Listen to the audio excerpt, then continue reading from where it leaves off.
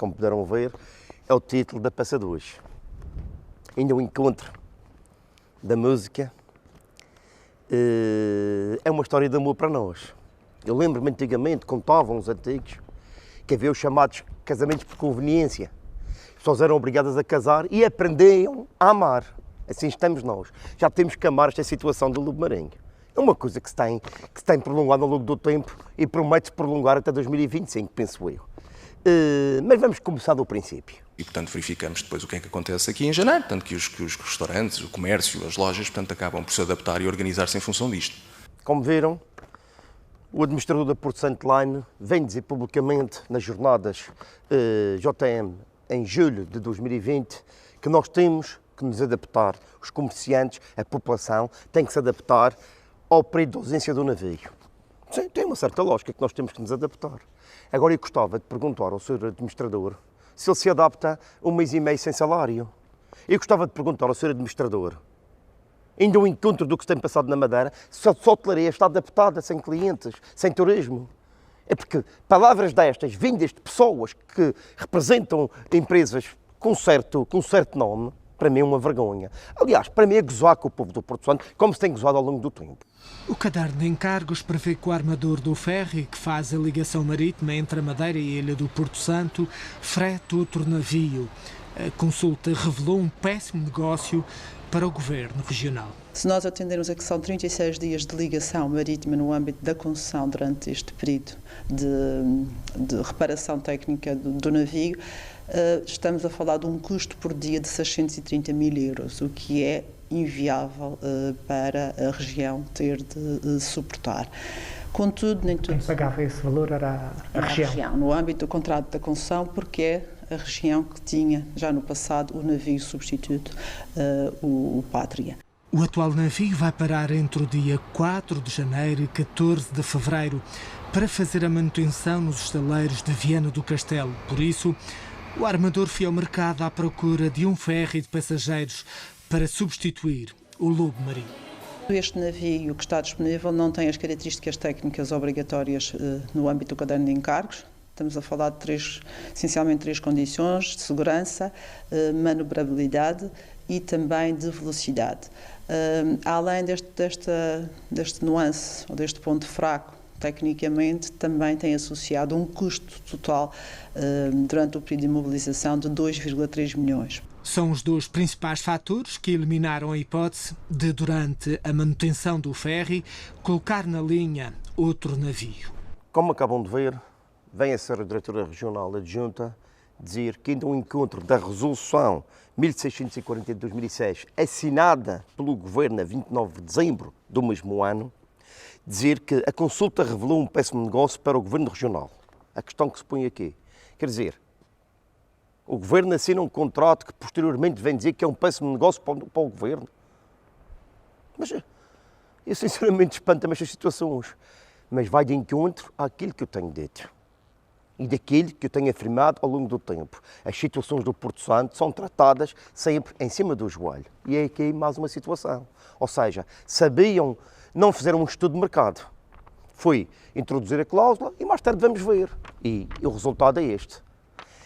Adianta que o custo de fretar esta embarcação são 630 mil euros por dia. Ora, meus senhores, ainda o encontro das palavras da Sra. Diretora Regional, o custo total da embarcação são 2.300.000. Como é que pode ter um custo de 630 mil euros por dia? Mais uma vez, uma barbaridade de pessoas que representam, neste caso, o Porto Santo, que tem a tutela do Porto Santo. Não tem um custo de 630 mil euros.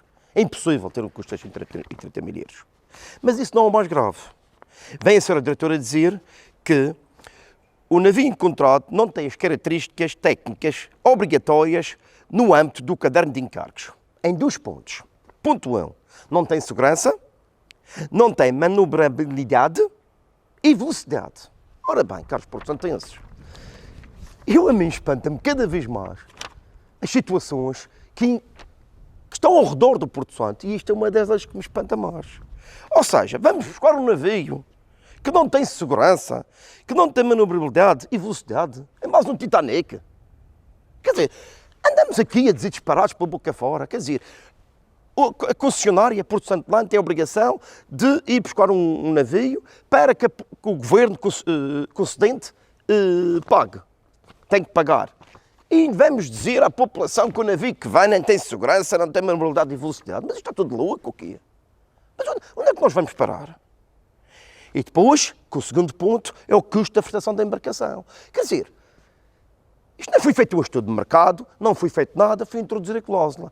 Para beneficiar seja quem for, menos o povo do Porto Santo. E o resultado é este. Olhem, o resultado é este que nós temos. E é isto que nós temos que nos bater, caros porto-santenses.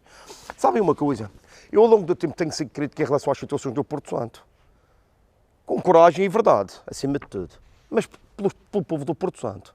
Porque eu não consigo aceitar que tudo o que seja... Vocês têm o exemplo. Quando o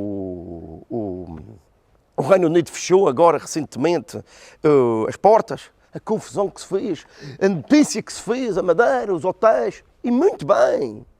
Mas eu não vejo ninguém falar sobre a situação do Lobo Marinho. O deputado do PS, meteram lá o fulano, o ex-fulano, o ex-diretor da Porto Santo Line, portanto, isto é, o PSD,